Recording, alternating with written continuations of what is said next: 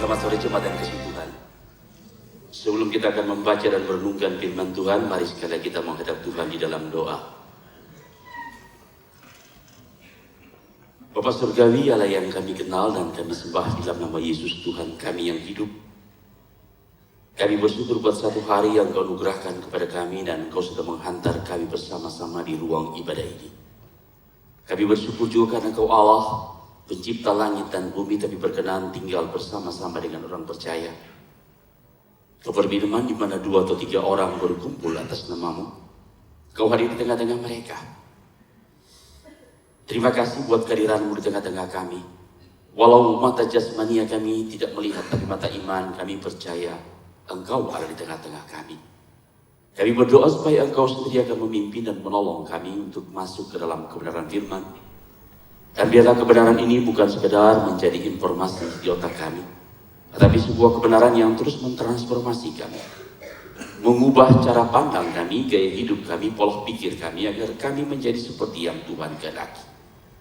Berbelas kasihanlah kepada hamba-Mu, supaya dalam kelemahan dan keterbatasan hamba-Mu, Engkau sendiri akan membungkus dan menolong, dan Roh-Mu yang mengontrol pikiran dan perasaan hamba-Mu, agar setiap kata dan kalimat hamba sampaikan dengan penuh kuasa untuk jadi berkat baik pembicara maupun pendengar. Sehingga selesai ibadah ini kami pulang dengan sukacita dengan sorak-sorai, karena Tuhan telah melawat dan berbicara kepada kami. Penuhilah ruangan ini dengan kemuliaan-Mu, cerah khusus ruangan hati dan pikiran kami, agar setiap kami sungguh menerima berkat yang berasal daripada-Mu. Terpuji Engkau Bapa yang hadir di tengah-tengah kami, dan jangan biarkan satu orang pun pulang tanpa mengalami kasih, berkat, anugerah yang berasal daripada-Mu.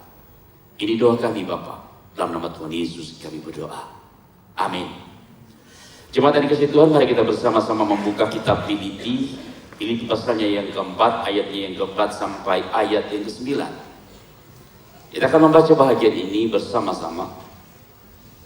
Filipi pasalnya yang keempat, ayat 4 sampai ayat ke-9.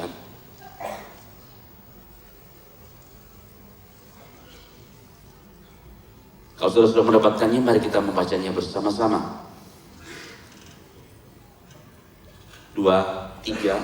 Bersukacitalah senantiasa dalam Tuhan.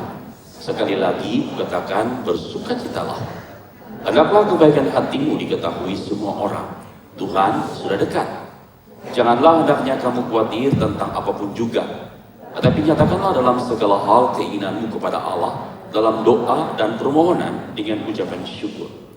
Damai sejahtera Allah yang melampaui akal akan memelihara hati dan pikiranmu dalam Kristus Yesus. Jadi akhirnya, saudara-saudara, semua yang benar, semua yang mulia, semua yang adil, semua yang suci, semua yang manis, semua yang sedap didengar, semua yang disebut kebajikan dan patut dipuji, pikirkanlah semua itu.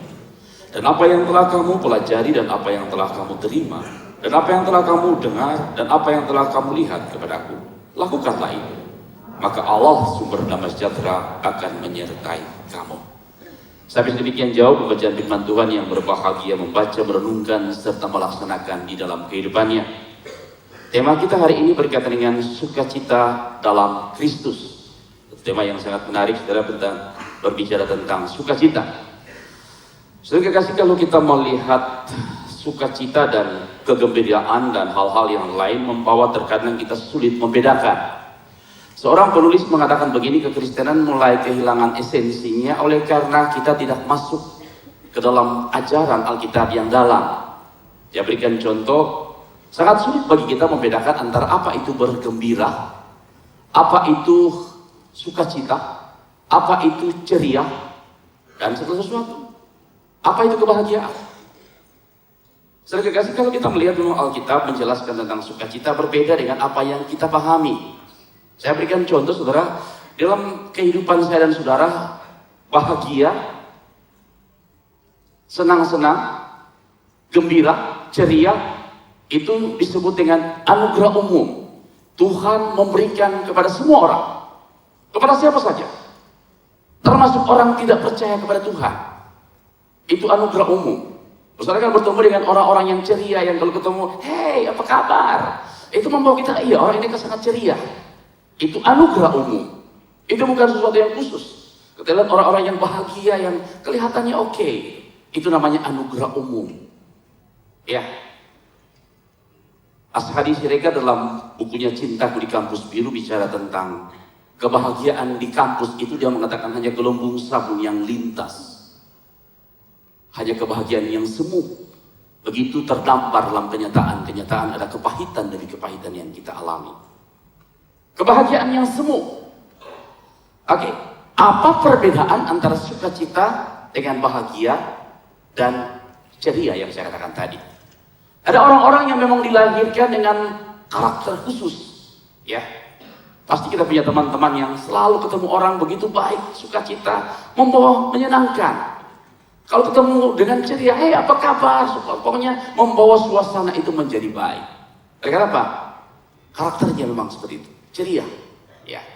Tetapi ada juga orang-orang yang karakternya itu selalu napas-napas derita. Ya. Kalau ketemu susah terus. Waktu saya masih menjadi seorang pengusaha, saya memiliki seorang teman. Teman saya sebenarnya bukan orang miskin, orang kaya. Tapi setiap kali ketemu dengan dia, ketemu harus susah. Kenapa? Susah kenapa gitu loh? Susah, pokoknya susah. Loh, usaha gimana baik sih? Tahun lalu susah, tahun lalu untungnya 3M, sekarang cuma 2,5 M. Susah. Loh, harus kenapa susah? Itu karakter. Nah, kita bisa bertemu dengan orang-orang seperti ini, yang napas-napas derita atau orang yang ceria.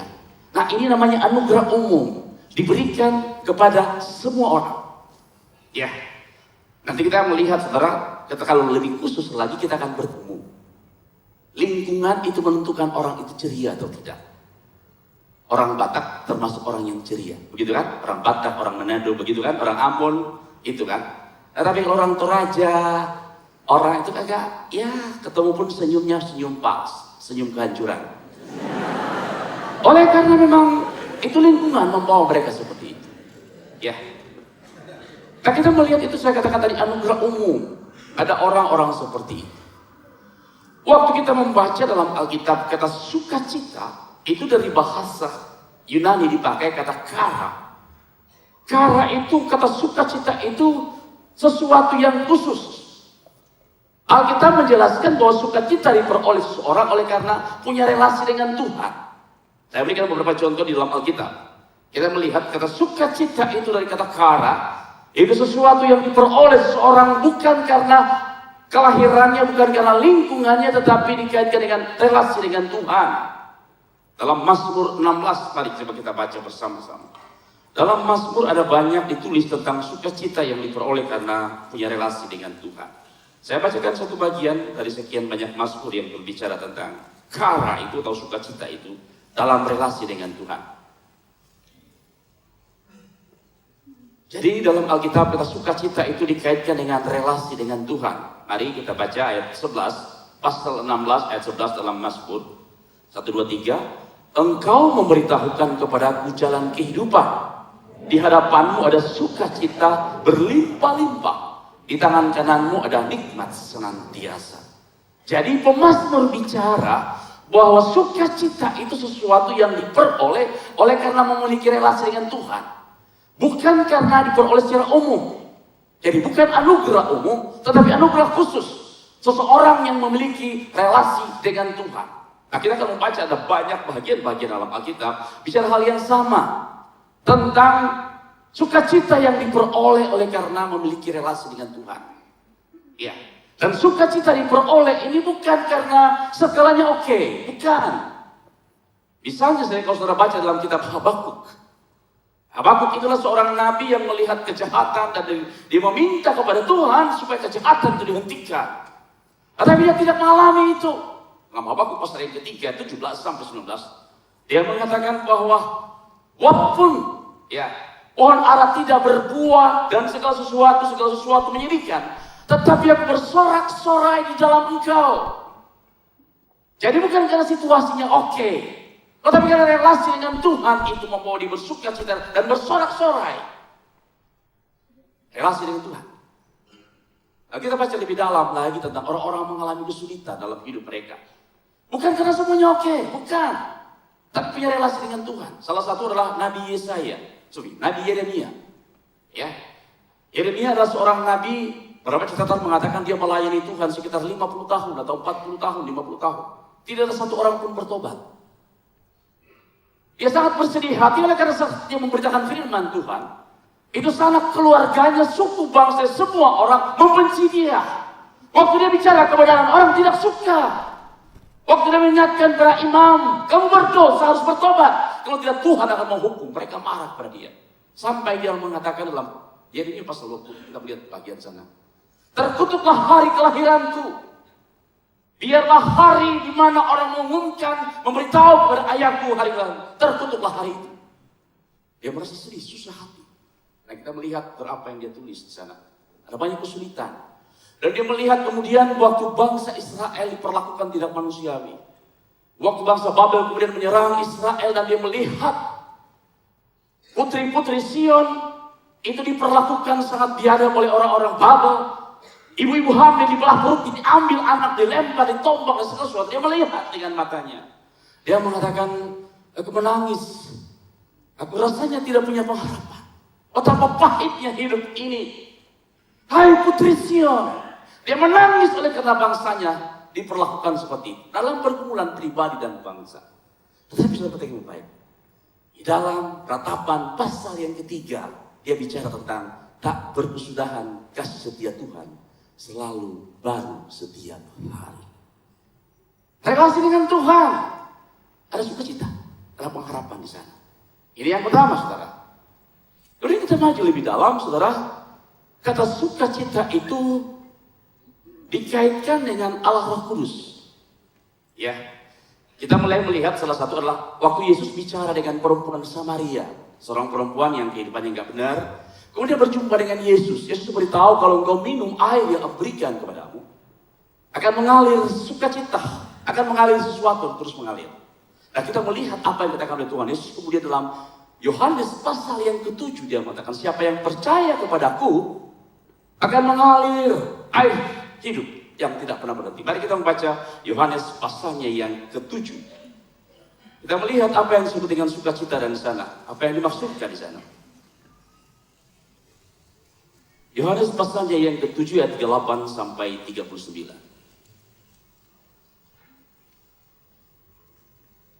Satu, dua, tiga. Barang siapa percaya kepadaku, seperti yang dikatakan oleh kitab suci, dari dalam hatinya akan mengalir aliran air hidup. Yang dimaksudkannya ialah roh yang akan diterima oleh mereka yang percaya kepadanya. Sebab roh itu belum datang karena Yesus belum dimuliakan. Jadi Yesus bicara tentang apa? Roh Kudus. Ya. Dalam Roma pasal yang ke-14 ayat ke-17, sukacita juga dikaitkan dengan Roh Kudus. Kerajaan Allah itu bukan persoalan makan dan minum, tetapi persoalan kebenaran dan sukacita oleh Roh Kudus. Jadi sukacita itu oleh karena relasi atau pemberian daripada Roh Kudus. Kemudian dalam Galatia pasal yang kelima, sukacita itu dikaitkan dengan buah daripada Roh Kudus. Yes, terima kasih. Jadi sukacita itu berbeda dengan yang lain. Dengan senang-senang, beda. Senang-senang, gembira, ria, ceria, bahagia, itu anugerah umum. Tetapi sukacita sesuatu yang diberikan Tuhan kepada orang yang hanya percaya kepada Kristus. Dan dikatakan di dalam Galatia itu buah daripada Roh Kudus. Bukan hasil latihan seseorang yang kelihatannya baik, tetapi adalah Roh Kudus yang memampukan seorang yang bersukacita. Oke? Dan dikatakan bahwa sukacita itu akan mengalir terus-menerus. Menjadi pertanyaan saya dan saudara, apakah kita termasuk orang bersukacita? Kalau lihat dari wajah-wajah saudara, kita harus jujur, kita tidak termasuk orang bersukacita. Wajah-wajah kita senyum kehancuran, juga wajah-wajah tidak punya pengharapan. Saya baca satu buku yang ditulis oleh Dale Moody. Dale Moody itu salah seorang pengkhotbah besar di Amerika pada abad ke-18. Dia bicara tentang secret of power, rahasia kuasa daripada orang percaya. Dia kemudian menjelaskan. Dia menjelaskan dengan memberikan analogi. Orang percaya kepada Tuhan itu harusnya mengalir, sukacita itu menguap terus-menerus, tak pernah berhenti. Kenapa? Dia kemudian bercerita waktu dia ke sebuah tempat yang barangkali kita tahu. Saudara bisa membedakan antara kalau kita buat sumur, kemudian pakai pompa dragon, Orang desa tahu, orang kota pasti nggak tahu ini. Ya, orang kampung pasti tahu apa itu pompa dragon yang kalau pompa air harus dipompa. Begitu tahu ya? Pernah lihat? Harus capek pompa gitu kan baru air keluar. Ya, betul? Jangan malu kita menjadi orang kampung asal jangan kampungan, nggak apa-apa. Betul kan? Walaupun kita apa? Tampang desa rezeki kota, nggak apa-apa. Daripada tampang kota rezeki desa, nggak apa-apa. Tampang desa rezeki kota. Oke. Itu harus dipompa baru airnya keluar. Tapi kalau kita melihat, dia mengatakan kemudian, kalau orang membuat sumur sintetis itu kemudian ditembus sampai ke dalamnya, ya, air itu kemudian meluap keluar, tidak perlu dipompa, mengalir terus menerus. Nah, dia mengatakan orang yang percaya kepada Kristus harusnya seperti itu, sukacitanya terus mengalir, dan mengalir. Tapi dia mengatakan dalam realita kita banyak orang percaya seperti pompa dragon yang harus dipus pompa setiap hari. Apa penyebabnya sampai kita kehilangan sukacita yang mengalir? Dia memberikan 3 alasan.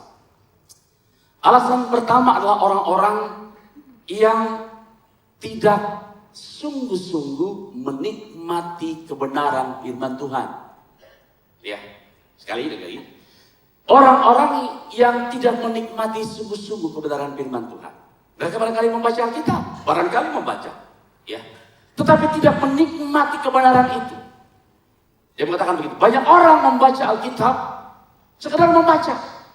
Terus saya ingatkan Tuhan dalam bahagian ini. Bulan Desember biasanya bulan yang menjadi sangat sibuk setiap kita melayani Tuhan. Termasuk saya sangat sibuk.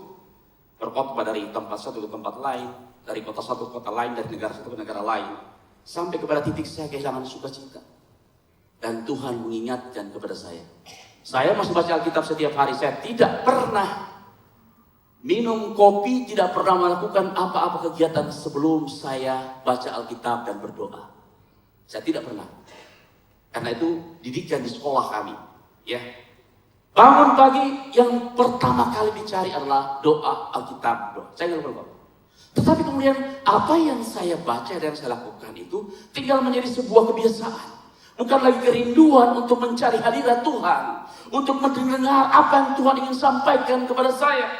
Tinggal menjadi kebiasaan yang hampa, yang tanpa lagi kuasa, dan saya kehilangan sukacita. Yang pertama. Orang-orang yang barangkali melayani Tuhan, masih terlibat banyak kegiatan, bahkan termasuk berhamba Tuhan yang mengatakan. Tapi mereka kehilangan kuasa, kehilangan sukacita, seperti pompa air yang harus dipompa. Karena mereka tidak lagi sungguh-sungguh menikmati hadirat Tuhan. Alasan yang kedua dia mengatakan adalah orang-orang yang percaya kepada Tuhan, tetapi mereka tidak menanti-nantikan Tuhan, dan Tuhan bukan menjadi sentral kehidupan mereka. Satu sisi mereka percaya kepada Tuhan, sisi yang lain mereka pingin kepuasan mereka berasal daripada obsesi mereka. Setiap kita punya obsesi, punya kerinduan. Apa yang menjadi dambaan kita? Jadi Tuhan bisa ada di sana, tapi puncak sukacita saya bukan Tuhan. Apa yang saya dambakan? Oke, saya berikan contoh yang konkret poin ini. Setiap kita punya mimpi, betul kan? Waktu kita masih kuliah, apa yang kita pikir? Cepat-cepat selesai kuliah, betul? Begitu selesai kuliah, apa yang kita pikir? Cepat-cepat dapat kerja. Betul? Cepat-cepat kerja, apa kita pikir? Cepat-cepat dapat pasangan. Betul tak? Ya. Itu jadi fokus. Begitu dia putuskan hubungan yang kita dambah-dambahkan, kita menjadi sangat puitis. Ya, seperti zaman Siti Nurbaya. Engkau memutuskan tali pengharapanku, di mana aku menggantungkan seluruh pengharapanku. Di situ juga engkau menaruh pengharapanmu. Kita mulai merasa kecewa. Apa? Bagi kita puncak kehidupan sukacita ini adalah sesuatu yang kita ingin capai. Orang seperti ini ada. Ya, di dalam pengakuan iman rasuli, Westminster itu bicara begini. Untuk apa Tuhan menciptakan manusia di dunia ini? Untuk memuliakan Tuhan dan menikmati hadirat Tuhan, bersukacita di dalam Tuhan. Orang yang kedua adalah orang yang percaya betul ke gereja tapi kehilangan sukacita karena tidak berfokus kepada Tuhan. Orang yang ketiga dia mengatakan orang yang sedang jatuh dalam dosa, tidak pernah ada sukacita bagi orang berdosa. Waktu kita percaya kepada Tuhan, maka Roh Kudus di dalam diri kita. Waktu kita berdosa, hal yang pertama kali diangkat oleh Tuhan dari kita adalah sukacita itu. Nah, saya tidak bisa tidak menghakimi saudara. Tadi kira-kira kita yang mana yang 3 tadi? Kalau kita kehilangan sukacita, coba. Emang gua pikirin, harus mikir. Karena mari, kata sukacita dalam bahagian ini perintah. Karl Barth mengatakan begini, ada banyak bukti daripada kita membuktikan kita orang percaya, tetapi sukacita merupakan satu panggilan yang Tuhan minta kita bersukacita untuk membuktikan kita anak Tuhan. Selain kasih, keadilan, kebaikan, sukacita itu menjadi satu lambang daripada kehadiran Tuhan dalam kehidupan saya dan saudara. Mari saya menjelaskan lebih dalam tentang kitab Filipi. Kitab Filipi ditulis oleh Rasul Paulus saat dia di penjara. Dalam catatan sebenarnya sesudah dalam penjara, di penjara pada zaman itu, saudara, bukan seperti penjara pada zaman ini, apalagi siapa si perempuan yang terkenal di penjara tapi hidupnya enak, siapa? Atalia siapa? Oke, lupakan. Paulus di penjara dan sangat menderita, kakinya dikerangkeng dan sangat menderita, dan dia tahu persis tidak lama lagi dia akan dipenggal kepalanya. Itu sebabnya Filipi pasal 1 ayat 21 dikatakan, ya, karena bagiku hidup adalah Kristus dan mati adalah keuntungan. Dia tahu saatnya tidak sebentar lagi. Tapi justru dalam keadaan seperti itu dia berbicara tentang harus bersukacita. Yang pertama, saudara, jadi Paulus bukan seorang enak-enak mengatakan bersukacita. Dia dalam penjara dan dia tahu sebentar lagi dia meninggal dunia.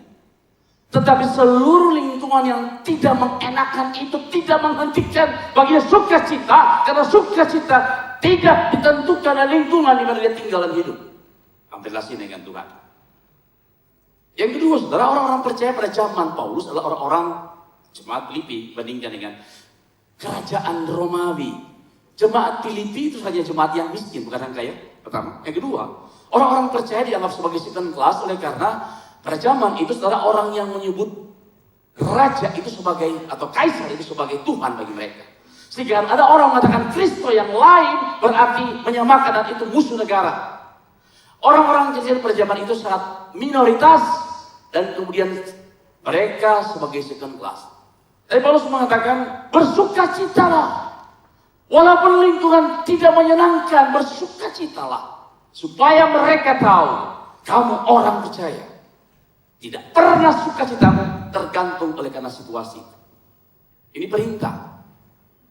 Perintah yang Paulus katakan. Saya akan kita baca, saudara, di dalam ayat yang keempat tadi. Diulang berkali-kali. Bersukacitalah senantiasa dalam Tuhan. Sekali lagi katakan bersukacitalah. Kenapa kita kehilangan sukacita? Kenapa kita kehilangan sumber sukacita itu? Mari kita berpikir tentang kehidupan kita. Hari Jumat selesai saya melayani di sebuah tempat, langsung ditanya oleh seseorang pergi melayani di sebuah tahanan. Dan saya bertemu orang-orang tahanan itu hari Jumat. Jam 11 siang sampai jam 1 saya ada di situ. Saya berjumpa dengan orang-orang yang saya tanya satu persatu, marga kau apa? Ya, dia beritahu ada berapa marga. Saya tidak sebut-sebut. Oke. Saya tanya, kamu ke gereja? Ya. Seluruh orang-orang ini ke gereja. Saudara yang mendampingi saya ini beritahu, Bapak tahu nggak?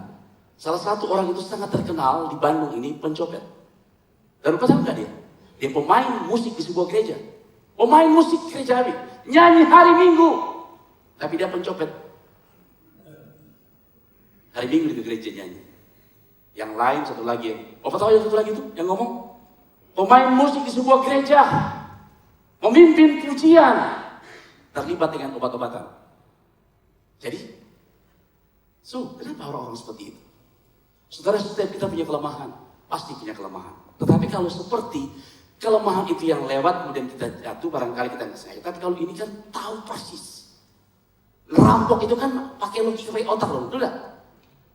Mana sukacitanya? Main musik, nyanyi di gereja, main musik, pimpin pujian, terlibat obat-obatan, jual obat-obatan. Apa yang dikatakan? Kehilangan sumber sukacita. Dosa membawa seorang jatuh lebih dalam dan lebih dalam lagi. Maka mari kita berpikir akan kehidupan saya dan saudara. Sukacita itu adalah anugerah khusus hanya diberikan kepada orang percaya kepada Tuhan.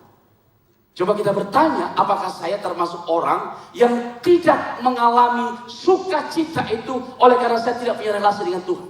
Atau saya ini orang yang percaya kepada Tuhan, saya terlibat banyak kegiatan, tapi tidak fokus kepada Tuhan. Saya mau gunakan Tuhan untuk kepentingan saya, sehingga saya kehilangan sukacita. Dan saudara memang gak gampang. Ya hari ini saya belajar tentang bersukacita di tengah-tengah gak bisa bersukacita. Tadi pagi saya terlambat datang. Sopir yang menjemput saya kemudian saudara bertelepon, Pak saya bisa jemput Bapak. Aduh, tinggal 20 menit lagi saya harus ke sini. Saya langsung naik. Mau marah tapi hari ini khotbah sukacita. Harus marah ya. Nah, saya terus Tuhan please. Saya telepon taksi, sopir taksi bagian itu langsung dengan sombong mengatakan, Bapak, telepon taksi gak langsung ada depan rumah Bapak ya? Gua juga tahu, nenek juga tahu, apalagi saya juga tahu. Tapi saya mau marah, terus gak boleh. Harus bersukacita, iya benar nih. Iya. Terus saya terlambat, saya paling gak suka terlambat supaya. Terlambat. Saya begitu, pada siapa saya minta tolong? Sana sini nggak ada, sopir taksi mengatakan lama lagi. Saya telepon kemudian yang paling dekat di rumah saya adalah Ketua Sapras, mantan Ketua Sapras, Pak Willy. Pak Willy di mana? Bisa pinjam mobil? Oh bisa Pak. Tang. Saya kemudian turun dari rumah jalan, tinggal 10 menit lagi kebaktian 7:30. Di dalam perjalanan saya mau pinjam mobil, saya juga berdoa, Tuhan please, jangan sampai saya hanya menjadi corong tentang sukacita, tapi saya juga kehilangan sukacita. Dalam perjalanan itu Tuhan menghibur saya. Tiba-tiba datang kemudian sopir taksi. Saya sedang jalan, saya naik taksi. Taksi dia pelan-pelan lagi. Saya itu mau marah. Cepet-cepet. Saya juga mau marah. Tapi saya please Lord, please help. Tolong saya. Roh Kudus tolong saya supaya saya jangan marah. Dan saya lulus dari hari ini. Tapi sore ini juga saya juga mau marah lagi. Saya sudah kerja, saya nggak tidur dari malam mempersiapkan supaya keluar. Saya mempersiapkan ini dulu, PowerPoint-nya. Sampai di sini saya lupa alat untuk masang sini. Saya telepon ke rumah, saya mau marah, tapi saya pikir kehilangan sukacita. Poin saya saudara kasih, sukacita itu adalah pilihan. Kita memilih bersukacita atau tidak. Kita meminta menikmati Tuhan. Di dalam kesulitan sekalipun juga. Saya memilih untuk bersukacita di dalam Tuhan. Karena tidak ada satupun juga yang harus menghalangi hubungan saya dengan Tuhan. Sukacita dalam Dia. Tidak boleh ada apapun juga. Tidak boleh. Seorang kakek berusia 95 tahun. Dia buta, istrinya baru meninggal pada usia 70 tahun. Dia kemudian pindah ke sebuah tempat. Kemudian dia dibawa ke sebuah tempat. Waktu dia antar sebuah tempat, begitu dia masuk ke ruangan itu, dia mengatakan, tempat yang indah, nice place. Anak umur 8 tahun yang membawa dia bertanya kepada dia, engkau buta, engkau bahkan tidak tahu tempat ini, bagaimana engkau mengatakan tempat itu indah? Dia mengatakan, happiness, kebahagiaan itu berasal dari hati, bukan dari lingkungan. Waktu engkau menetapkan sesuatu hanya berdasarkan apa engkau lihat, engkau tidak pernah menikmati apa itu kebahagiaan. Saudara, waktu saya baca bagian ini, saya tertarik. Termasuk kita ini, sukacita harus pilihan. Saya mencari Tuhan, saya mencari hadirat Tuhan, oleh karena saya tahu persis di sana sumber sukacita. Yang lain, saudara kasih, apapun juga yang menjadi pengganggu saya harus hentikan. Yang kedua, saya pikir bersama-sama. Kita harus sedang berfokus kepada bidang apa dalam hidup ini. Sering kasih setiap kita punya mimpi. Dan kadang-kadang mimpi itu menjadi ilah bagi saya dan saudara. Mimpi apa yang sekarang menjadi ilah bagi saudara? Apa? Coba kita pikir sejenak. Apa yang menjadi ilah? Yang kemudian menjadi sayang, kita merasa bahwa itu menjadi sentral kehidupan kita. Apa? Mari lagi kasih. Kalau itu sudah menjadi ilah bagi kita, entah harga diri kita, entah apa saja, kita harus kembali kepada Tuhan. Jangan sampai kita kehilangan sukacita oleh karena kita tidak berfokus kepada Tuhan. Kita berfokus kepada apa yang kita impikan, kita berfokus kepada diri kita berfokus kepada apa yang semua yang di dunia ini. Ya, saya katakan tadi, kata D.L. Moody bahwa salah satu bahagian orang percaya kehilangan sukacita oleh karena mereka kehilangan fokus kepada Tuhan, tapi berfokus kepada apa yang mereka ingin peroleh. Saya bicara bahagian ini oleh karena setiap kita punya mimpi. Oke? Mimpi apa yang telah membawa saya dan saudara kehilangan fokus? Ingat baik-baik saudara, waktu kita mencapai seluruh apa yang kita capai dalam hidup ini, waktu kita berhadapan dengan kekekalan, semuanya gak ada artinya. Saya selalu mengambil contoh Steve Jobs. Steve Jobs adalah seorang yang sangat luar biasa. Betul? Mahakarya Apple itu luar biasa. Dia mikir. Setiap kali mahakarya dia buat, dia berpikir ini terakhir. Sampai lekukan daripada iPhone itu dia pikir dengan serius siang dan malam. Itu sebabnya Apple itu tidak ada yang keluar yang Apple apa? iPhone 4, 5, enggak, hanya 4Gs. 4Gs itu karena dia tidak mau ada Android di depan sana. Dia pingin semuanya dia memimpi. Dan waktu dia sakit, temannya mengatakan mungkin saatnya engkau berpikir tentang Tuhan. Dia tanya, iya barangkali saatnya saya berpikir tentang Tuhan. Dia tidak percaya pada Tuhan. Dia percaya pada kehidupannya dan dia beragama lain. Sering kekasih, mahakarya yang luar biasa itu kemudian selesai waktu dia meninggal dunia. Sekarang pertanyaannya, waktu dia berhadapan dengan Tuhan, sekarang dia no job di sana, betul? Apa yang mau dibanggakan? Gak ada gunanya. Itu poin yang saya mau sampaikan. Mengapa kita mengejar sesuatu yang menghilangkan kita kehilangan sukacita? Kalau kita tahu akhirnya apa yang kita peroleh itu, kemudian gak ada gunanya. Saudara, Tuhan tidak pernah melarang kita kaya. Tuhan tidak pernah melarang kita pintar. Saudara mau punya gelar S3, S lilin, mau S berapa, 20 sudah punya gelar. Sehingga Tuhan gak pernah larang itu. Yang Tuhan larang, waktu kita menikmati hidup kita bukan dengan Tuhan, tetapi kepada santi, kepada sesuatu yang bukan Tuhan. Itu yang Tuhan tidak suka. Apa yang membuat kita kehilangan sukacita? Saudara yang tahu, dan mari kita masing-masing mengoreksi hati kita. Itu yang pertama di dalam ayatnya yang keempat. Selanjutnya dia bicara pada ayat yang kelima tentang kebaikan. Hendaklah kebaikan hatimu diketahui semua orang, Tuhan sudah dekat. Mengapa dia kaitkan sukacita dengan kebaikan? Karena apa saudara? Tidak pernah akan ada kebaikan yang sejati kalau ada sukacita yang sejati. Gak akan ada. Orang berbuat baik ada 3 macam orang berbuat baik. Yang pertama, orang berbuat baik berkaitan dengan saya berbuat baik karena saya mendapatkan pahala atau upah. Ajaran-ajaran tertentu mengajarkan bahwa kalau saya berbuat baik, perbuatan baik saya akan dihitung oleh Tuhan dan itu saya punya pahala. Saya logika yang kalau saya sudah pakai, logika berbuat baik. Kalau saya berbuat baik dengan saya mengharapkan sesuatu pahala, itu bukan perbuatan baik. Karena saya punya maksud tidak baik. Ini perbuatan baik yang pertama. Perbuatan baik yang kedua, orang berbuat baik karena perbuatan baik itu sendiri. Karena orang tahu berbuat baik itu baik. Saya berbuat baik kepada saudara supaya saudara tahu saya orang baik. Jadi perbuatan baik saya sekedar supaya saya baik dan saudara tahu bahwa saya baik. Alkitab menjelaskan kepada kita dalam bagian ini, hendaklah kebaikan hatimu diketahui semua orang, Tuhan sudah dekat. Kebaikan yang ketiga adalah kebaikan oleh karena Tuhan baik kepada saya. Maka saya baik kepada saudara. Bukan karena saudara baik kepada saya, tetapi karena Tuhan sudah berbuat baik kepada saya. Di dalam Efesus pasal 2 ayat ke-10, yang saya bisa terjemahkan bebas bahwa Tuhan menciptakan kita ciptaan baru supaya kita berbuat baik di tengah-tengah kehidupan ini. Perbuatan baik kita tidak terikat oleh apapun juga. Karena perbuatan baik saya adalah demonstrasi saya supaya Tuhan dimuliakan dalam perbuatan baik saya. Dan belum tentu waktu saya berbuat baik, hidup saya enak. Belum tentu. Ya. Saudara tahu tentang orang yang menciptakan lagu Semua Baik. Kita bikin lagu ini. Saya bisa meminta rekan-rekan bikin lagu. Dari semula dia tetapkan.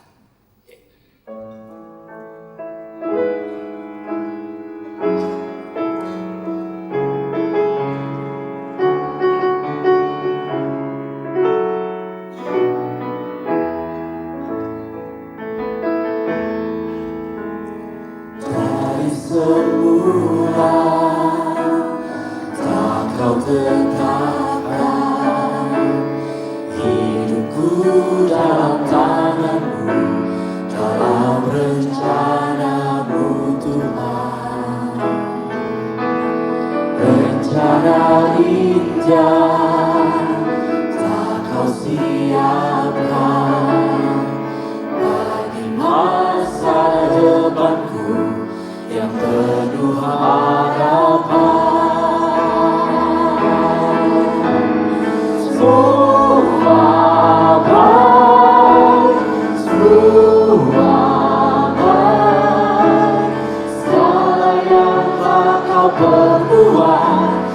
Dalam hidupku suaplah, sungguh teramatkan, kau jadikan hidupku berarti. Saudara barangkali tahu bahwa lagu ini diciptakan oleh seorang yang bernama Budi. Dulu dia seorang pengusaha, kemudian usahanya mengalami kesulitan. Dia terlibat dalam pelayanan. Kemudian pelayanan dia menciptakan lagu ini bersama dengan teman-temannya. Dalam pergumulan yang sangat sulit itu, saudara kasih. Kemudian perusahaannya bangkrut dan dia mulai kena juga penyakit TBC. Istrinya kemudian melahirkan seorang anak yang agak cacat mental bernama Michael. Dia harus berpisah dengan keluarganya. Dia harus berobat antara Solo ataupun di Semarang sana. Penyakit TBC. Di dalam kesusahan seperti itu, dia masih setia pergi memberitakan Injil dengan naik sepeda. Memberitakan kepada orang Tuhan itu baik dan selalu baik dalam kehidupannya. Orang-orang yang mengalami kebaikan Tuhan bukan karena semuanya oke, tapi dia tahu Tuhan itu baik, maka dia berbuat baik kepada semua orang. Nah, saya kasih, itulah kebaikan yang dialami oleh orang percaya kepada Tuhan. Bukan karena kita sukses usaha kita, bukan karena kita punya gelar yang hebat, tetapi kita akan menikmati kebaikan Tuhan. Maka saya juga berbuat baik kepada orang lain. Karena Tuhan itu baik, selalu baik dalam hidup saya dan saudara. Pertanyaan saya, ada kapan terakhir Anda berbuat baik kepada orang lain? Panggilan saya dan saudara dikatakan, hendaklah kebaikan hatimu diketahui semua orang. Semua orang. Tuhan sudah dekat. Kebaikan kita harus diketahui semua orang. Oke? Paulus bicara sangat menarik, saudara. Pertama, sukacita. Tidak pernah ada kebaikan tanpa ada sukacita. Kemudian bicara pada ayat yang selanjutnya, saudara. Perhatikan baik-baik. Ayat sana, ayat yang ke-6. Janganlah hendaknya kamu khawatir tentang apapun juga, nyatakanlah segala hal keinginanmu kepada Allah dalam doa dan permohonan dengan ucapan syukur. Dia masuk pada hal yang ketiga. Orang tidak mungkin punya sukacita dan kebaikan kalau orang itu penuh dengan kekhawatiran. Sering kasih hidup ini selalu dalam ketegangan. Ya, seorang penulis mengatakan begini. Kita selalu hidup dalam ketegangan sampai kita berjumpa dengan Tuhan. Tuhan tidak pernah membawa kita tidak pernah ada ketegangan. Saya berikan contoh yang konkret, saudara.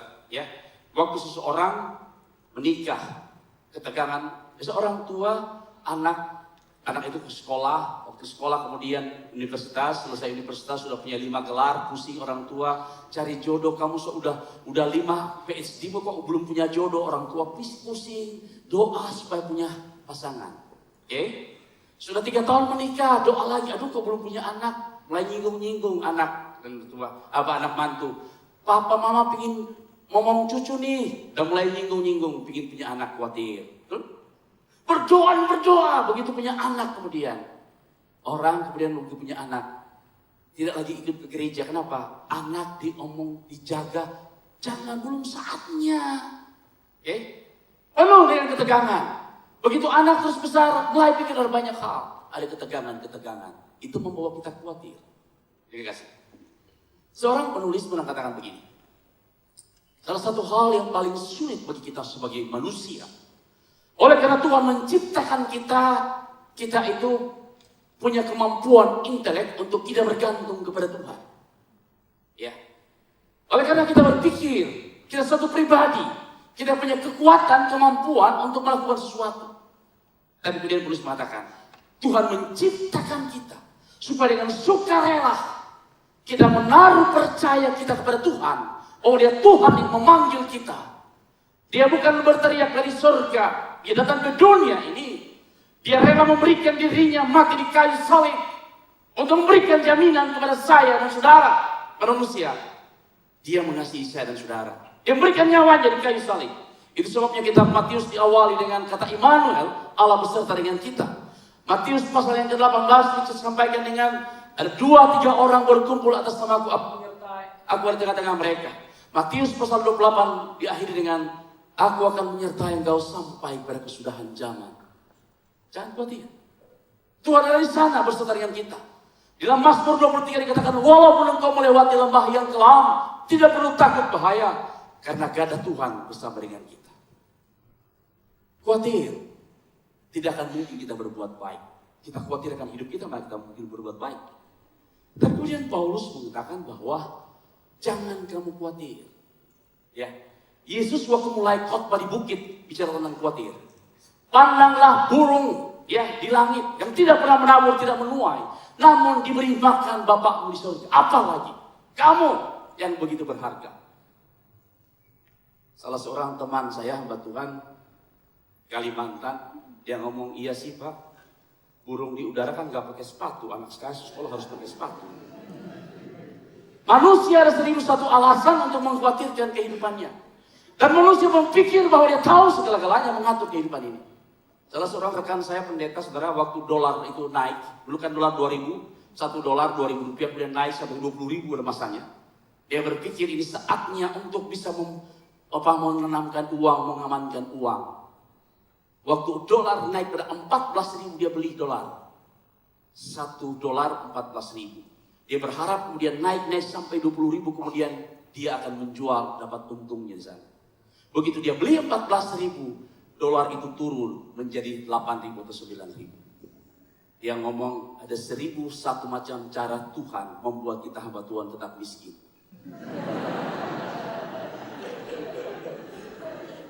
Saya bilang bukan. Yang Tuhan tidak mau kita hamba Tuhan bergantung kepada sesuatu, bukan Tuhan kita. Tuhan mengizinkan itu untuk kita belajar bahwa Tuhan berjanji, aku ini pusakamu. Tuhan sendiri memberikan dirinya jaminan. Aku ini milik pusakamu. Aku menjadi pusaka dalam kehidupanmu. Lalu itu saya dikasih, mari kita khawatir akan hidup ini. Kemudian Paulus memberikan solusi tentang khawatir. Apa dikatakan sana? Berdoa. Oke? Saudara, berdoa itu bukan berarti semua persoalan selesai, enggak. Dalam doa, seseorang mampu menghadapi kesulitan yang tidak mungkin dihadapi. Saya baru membaca satu buku. Waktu saya persiapkan khotbah, saya ada baca kira-kira 20 buku. Baca buku ini, buku ini untuk menjelaskan tentang apa sih sukacita. Bagaimana bisa tentang sukacita, tapi real kehidupan ini ada banyak kesulitan. Saya membaca seorang bernama bernama Glenn. Terjadi di Amerika. Glenn ini kemudian punya 2 anak. Sudah cerai dia dengan istri. Dia menjadi seorang bapak yang memelihara 2 anak ini. Anak yang pertama perempuan berusia 14 tahun. Anak yang kedua berusia 9 tahun. Anak yang kedua ini punya penyakit yang cacat mental. Kadang-kadang jatuh dan menangis. Dia sebagai bapak untuk kedua anak ini. Dia marah, dia kecewa istrinya meninggalkan dia. Di dalam kesulitan seperti itu, dia bertanya kepada Tuhan, wahai mengapa Tuhan? Mengapa engkau mengizinkan aku seperti ini? Tapi kemudian dia berdiam diri di hadapan Tuhan. Engkau baik, beri aku kekuatan untuk menghadapi. Dan dia mengatakan ada 2 hal yang paling menyakitkan hatinya saat dia memberi makan kepada anaknya yang usia 9 tahun. Anaknya tertawa tapi tiba-tiba jatuh, kemudian dia menangis. Mengapa Tuhan? Engkau mengizinkan anak saya seperti ini. Mengapa? Karena menyakitkan, dia mengatakan, satu hari istrinya itu menelpon untuk dia berjumpa dengan anaknya. Waktu dia jumpa dengan anak di tempat janjian, istrinya memeluk anak-anak itu dan menciumnya. Dia mengatakan, aku juga ingin seperti itu. Aku ingin kembali menikmati itu. Tapi Tuhan, perempuan ini tidak mau. Saudara dikasih kesetiaannya kepada Tuhan membawa dia mampu bertahan. Oleh karena dia terus berdoa dan berdoa. Saudara kekasih, Sebuah gereja itu ada dua hal yang terkenal. Pertama, gereja terkenal oleh karena banyak pengunjungnya pada hari Minggu, berarti gereja itu sangat populer. Berapa banyak orang ikut persekutuan doa membuktikan bahwa Yesus populer di gereja itu. Bisa membedakan antara orang hadir hari Minggu membuktikan gereja itu sangat populer. Orang ikut banyak persekutuan doa membuktikan Yesus sangat populer di gereja itu. Saya tanya, gereja kita Yesus populer atau gereja yang populer? Rasanya Yesus kurang populer di tempat ini. Orang ikut persekutuan doa sedikit. Betul? Saudara, perintah Tuhan untuk berdoa supaya saya bisa bersuka cita, supaya saya punya kebaikan, supaya saya tidak khawatir. Perhatikan baik-baik. Kemudian Paulus memberikan kesimpulan dari semuanya itu. Apa yang diberikan kesimpulan? Ayatnya yang ke-8 dikatakan di sana. Jadi akhirnya, saudara-saudara, semua yang benar, semua yang mulia, semua yang adil, semua yang suci, semua yang manis, semua yang sedap didengar, semua yang disebut kebajikan dan patut dipuji, pikirkanlah semuanya. Paulus ingin membawa bahwa orang percaya mindsetnya harus diubahkan. Sekali lagi, mindset kita harus diubah. Tidak pernah ada sukacita dari dunia ini. Tidak pernah ada. Tidak pernah ada kebaikan yang sejati tanpa persekutuan dengan Tuhan. Tidak ada. Mindset diubah. Dan kasih mari, mindset apa yang sedang kita pakai pada hari ini.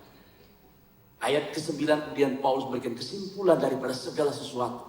Dia mengatakan begini, dan apa yang telah kamu pelajari daripadaku dan kamu telah terima, dan apa kamu dengar, dan apa yang kamu lihat padaku, lakukanlah itu, maka Allah sumber damai sejahtera menyertai kamu. Apa yang kita tahu dari Paulus? Apa yang kita tahu dari Paulus? Di dalam Filipi pasal yang ketiga, Paulus mengatakan begini, segala sesuatu yang dulu kuanggap menjadi kebanggaan, aku anggap sampah karena Kristus. Filipi pasal yang ketiga, ayat yang ke-7. Tetapi yang dahulu merupakan keuntungan bagiku, sekarang kuanggap rugi karena Kristus. Ayat yang ke-10. Yang kukehendaki mengenal Dia dalam dan kuasa kebangkitannya dan persekutuan dalam penderitaannya, di mana aku menjadi serupa dengan Dia dalam kematiannya. Itu yang kita tahu tentang Paulus. Maka dia katakan, kamu lihat, kamu dengar, kamu tahu, lakukanlah semuanya itu. Damai sejahtera Tuhan akan ada bersama dengan kamu. Terkasih, damai sejahtera juga adalah anugerah khusus. Sekali lagi, damai sejahtera anugerah khusus. Dalam kitab Yesaya mengatakan begini, tidak akan pernah ada damai sejahtera bagi orang fasik. Gak ada. Kalau kita melihat pada hari ini orang membeli suasana, beli makan, bukan makanannya mahal, suasananya beli.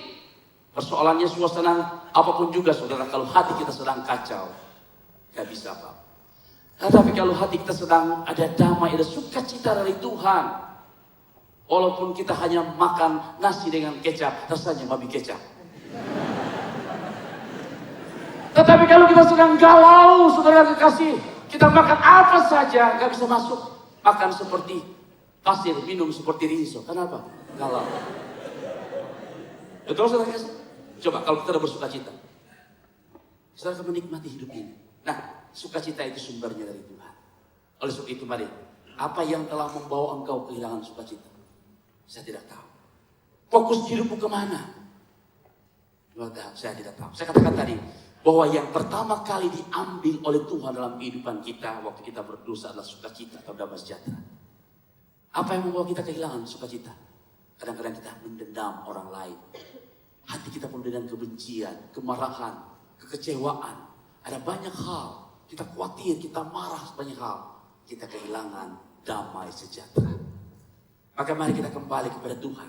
Tuhan yang menciptakan kita. Ada Tuhan yang mengerti persis apa yang terbaik bagi kita. Dan Dia selalu berbuat baik. Tidak pernah tidak berbuat baik. Jadi, kanlah Kristus sumber segala sumber kehidupanmu. Supaya sukacita dalam kehidupanmu akan terus mengalir. Mari kita berdoa. Sementara kita masing-masing berdoa di hadapan Tuhan, saya harap kita mengoreksi hati kita di hadapan Tuhan. Mengapa saya kehilangan sukacita? Apakah saya sedang berdosa? Atau saya tidak fokus kepada Tuhan? Atau apa hal? Atau saya membenci, mendendam, saya kecewa, pikiran saya sangat jahat, sehingga saya kehilangan sukacita. Kenapa saya tidak bisa berbuat baik? Oleh karena Tuhan tidak ada dalam kehidupan saya. Mari masing-masing kita berdoa di hadapan Tuhan. Sementara sehingga menyanyikan lagu Semua Baik, kita masing-masing mengoreksi hati kita dan berdoa di hadapan Tuhan. Oh Tuhan, mengapa aku kehilangan sukacita pada hari ini?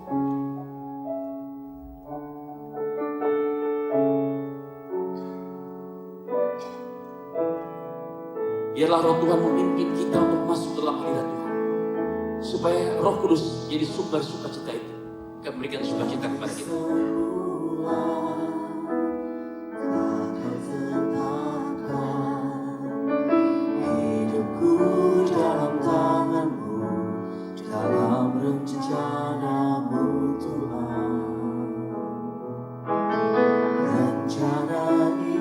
Lihat tangan Tuhan yang berlubang paku ingin memeluk engkau. Bahwa ada Tuhan yang datang memberikan jaminan kepada saudara dan saudara. Dia mengasihi saya dan saudara.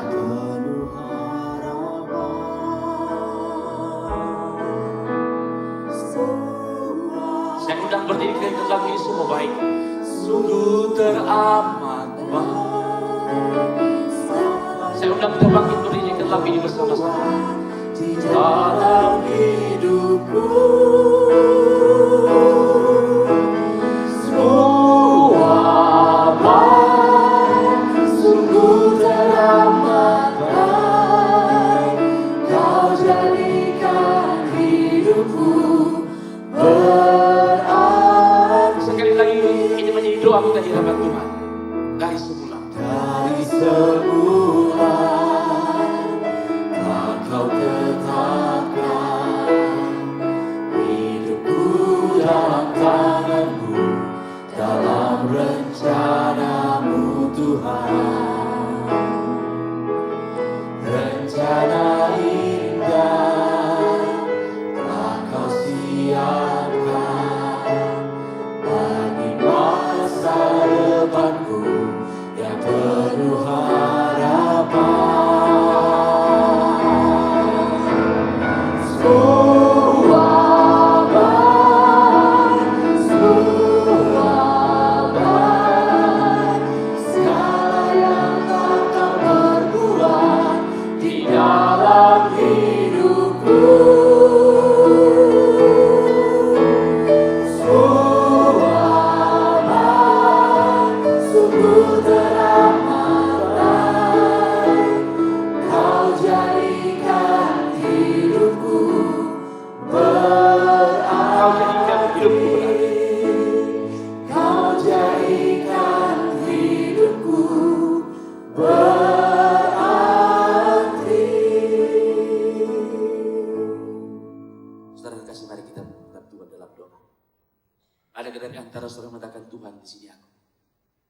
Kehilangan sukacita oleh karena aku tidak lagi berfokus hidupku kepada-Mu.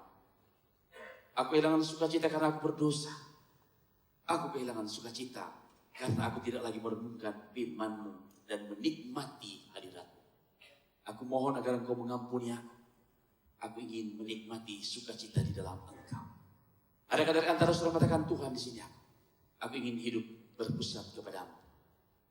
Karena Engkau Allah yang baik. Aku ingin menikmati kebaikan. Mau hidup berpusat kepada-Mu. Ada yang berkata aku mau. Angkat tangan di hadapan Tuhan. Katakan kepada Tuhan di sini aku Tuhan. Aku telah kehilangan sukacita. Karena aku berdosa. Aku mohon pengampunan. Aku kehilangan sukacita karena aku tidak terpusat kepada-Mu. Ada yang berkata Tuhan ampuni aku. Angkat tangan di hadapan Tuhan. Yang minta pengampunan supaya Engkau kembali kepada Tuhan. Lihat tangan Tuhan yang berlubang paku ingin memeluk engkau. Supaya engkau menikmati sukacita di dalam Tuhan. Ada yang mengatakan di sini aku Tuhan. Aku ingin menikmati sukacita di dalam engkau. Aku mau angkat tangan bukan Tuhan. Lihat tangan Tuhan yang berlubang paku ingin memeluk engkau. Yang mengatakan Tuhan di sini aku ingin menikmati kebaikan Tuhan. Aku ingin menikmati sukacita di dalam engkau. Aku ingin melakukan kebaikan-kebaikan untuk kemuliaan Tuhan. Ada yang berkata demikian, angkat tangan di depan Tuhan. Saya ingin berdoa dengan engkau. Puji Tuhan, puji Tuhan, puji Tuhan. Kalau engkau telah jauh dari Tuhan, kehilangan sukacita. karena kemarahan, karena kebencian, karena kekecewaan, karena dendam, karena dosa, kembalilah kepada Tuhan. Tuhan mengasihani engkau dengan kasih yang tidak pernah berpusna. Ada yang berkata, aku mau kembali kepadamu, menikmati sukacita di dalam engkau. Angkat tangan di hadapan Tuhan. Turunkan tangan dan mari kita berdoa bersama-sama. Sempurnakan pemerintahan yang jauh dari sempurna. Biar setiap kami yang telah mengambil keputusan pada hari ini Tuhan, Kau pulihkan hubungan kami dengan Engkau supaya kami pulang dengan sukacita, dengan sorak-sorai. Seperti sukacita dan sorak-sorai yang Engkau berikan kepada Habakuk. Seperti sukacita yang Kau pernah berikan kepada Paulus. Biarlah sukacita itu juga kami alami. Oh Allah Roh Kudus, pimpin dan tolong kami supaya kami bisa menikmati buah daripada sukacita itu. Oleh karena Roh yang memimpin dan menolong kami. Berkati jemaat supaya hari ini mereka bisa menikmati sukacita di dalam Engkau. Yang telah jauh dari Tuhan, mereka bertobat. Yang tidak punya kesetiaan berdoa, biarlah mereka setia. Berdoa kepada Tuhan. Biarlah setiap orang pulang dengan sukacita dan sorak-sorai. Mata tertuju kepada Tuhan. Bahwa Engkau adalah Allah yang Immanuel, yang berjanji menyertai kami. Terima kasih Tuhan buat kebaikan. Terima kasih buat cinta kasih. Dengan doa dengan sepayakan. Dalam nama Tuhan Yesus kami.